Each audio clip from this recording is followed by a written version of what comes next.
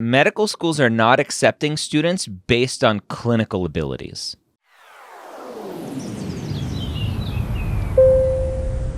Ask Dr. Gray Pre-Med Q&A brought to you by Blueprint MCAT. How are you doing today? Good. How are you? I'm wonderful. What can I help you with? Okay. So I just wanted feedback about my situation because I haven't really had time or the opportunity to talk to like professional. But so a little background, I graduated with a neuroscience degree, but in undergrad, I wasn't really I didn't put all my effort into my academics, basically. Okay. Towards the end, I did have an upward trend where I started getting serious like my junior and senior year. Great. And I enrolled myself in a master's program that's linked with a medical school. Okay. But the thing is, I started when so my master's program started when COVID hit. So everything went online. And I just wasn't prepared for grad level, like the rigor of the program, especially with everything being taught online. And because it was way different than how I studied in undergrad. And those techniques didn't correlate over. And so essentially, they gave us an option to do pass or fail for our courses. And with the grad school grading, anything below like a B was like below a 3.0. So I ended up taking a lot of passes for last year. So this is my second year, and I'm retaking the classes that I took passes and fails in. So I was wondering how medical schools would look at that on my application. Okay.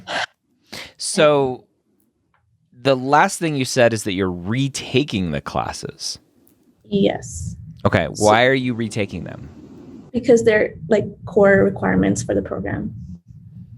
So they let you take them pass fail, but they're forcing you to retake them? Yeah. For a grade? Yeah. So you have to pay for the class twice? Yeah. Basically. That doesn't seem right. Okay. Well, you're retaking the class. So at the end of the day, hopefully you get a good grade in it. And the grade may be a little bit more diminished in terms of how it's looked at because it's your second time through the material. Okay. And because it was mostly like all of my classes except for like 2 that I kept the grades for. So is that something that would come up? Or is that like, would that be looked negatively? Yeah, that's what I just said. Yeah, it potentially will be a negative thing because it's your second time through the material.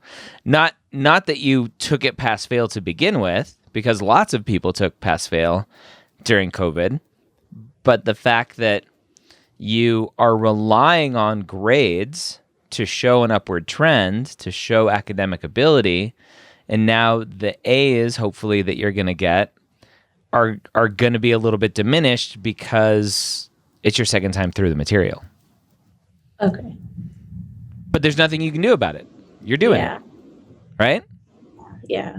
So unfortunately, like I was speaking with a lot of other grad students, and they're in the same situation too, because it's like really tough.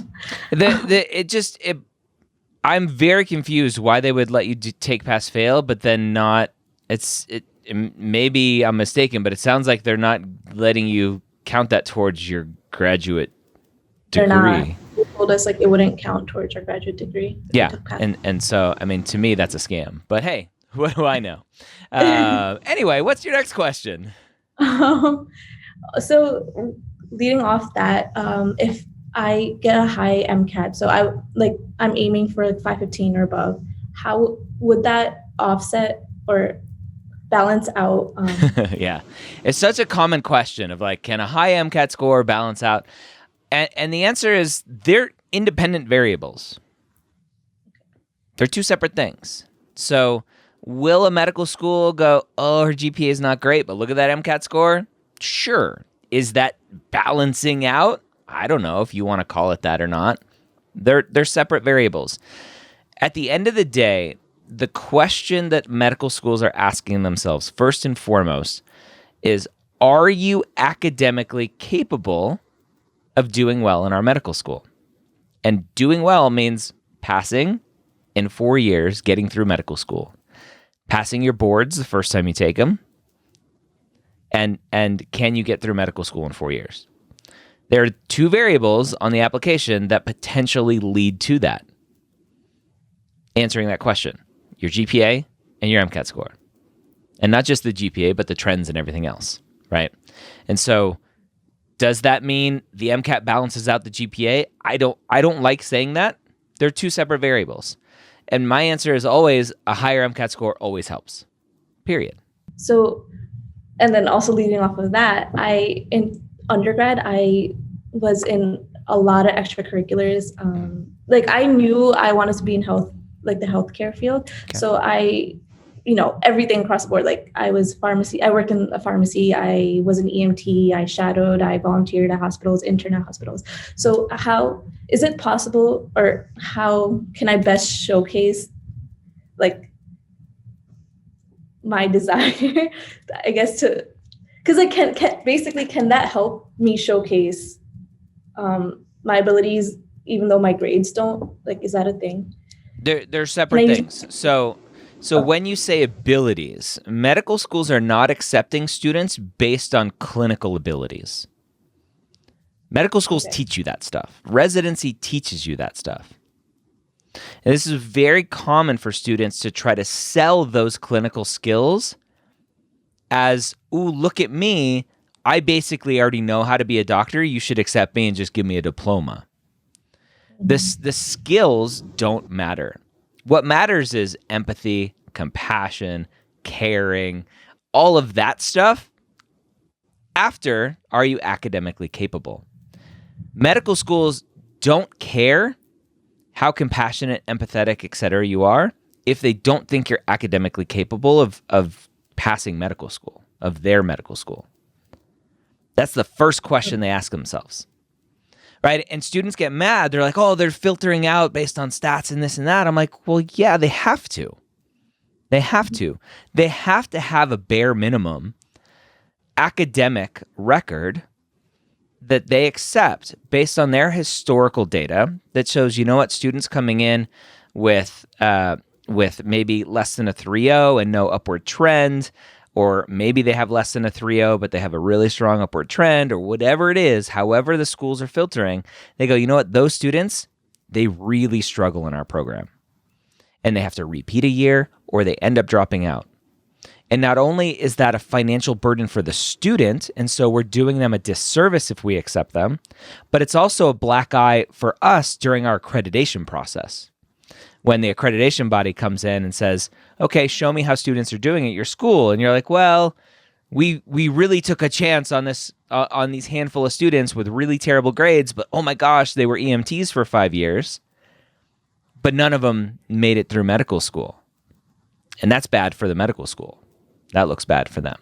So clinical experiences are great, and they help tell your story about why you want to be a physician. But again, they don't offset bad grades.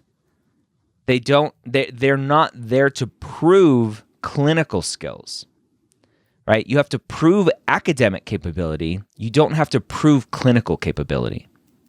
Yeah, that makes sense. Also, so this is my last question. So this is not more so about the process, but this cycle, I have a lot of friends who have applied, and many of them have not heard back at all. Yep. I think most of them, except for one person that I know, has heard back.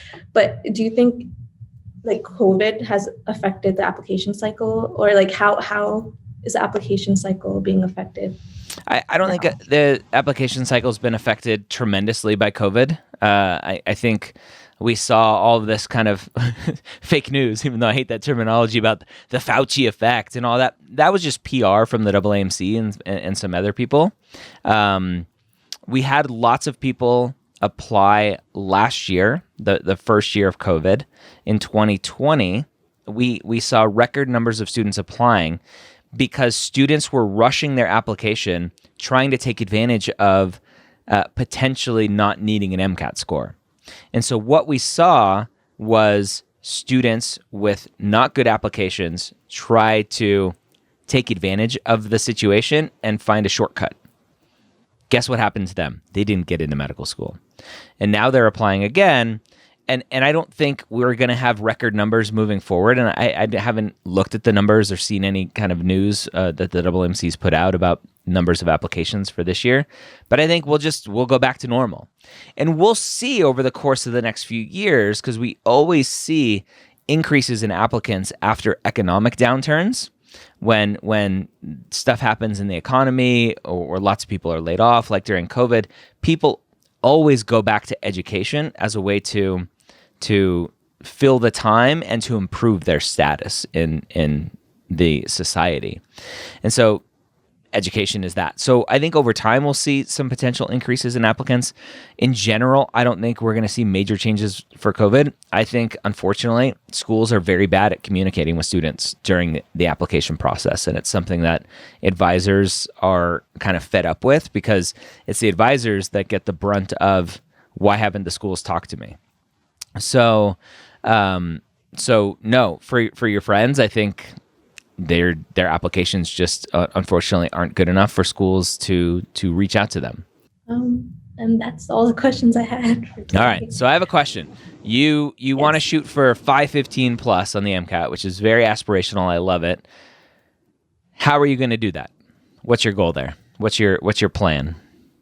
So, I bought content books. I have tried so during COVID, I was supposed to take my MCATs. Okay. It got canceled, and I also wasn't really confident at the time. Okay. So I used UWorld on and off, try to fill in my content. And I honestly didn't feel confident enough. So I have it scheduled for March. Okay. So I'm hitting around like a 501, 502. But from now till March, I plan on because at this point I've ran through the content enough. I think it's just practice problems that I'm tripping on. And I just need to get into the habit of taking these exams. Because to be honest, when I sit down for a practice test, the first section, physics, it just my confidence after that section goes down. So I don't really feel confident. So I just think it's a matter of practice. So I'm hoping to practice enough. Practice. Blueprint full-length exams are considered the gold standard third-party test. So go check those out. And UWorld is an amazing QBank. So go check out those Blueprint ones as well. Yep. I plan to actually use them for practice tests. Awesome. All right. Well, good luck. Fingers crossed. I'm still really sketched out that your school did what they did with pass-fail classes, but I'll let you fight that battle. And fingers crossed, keep us posted. Okay, thank you.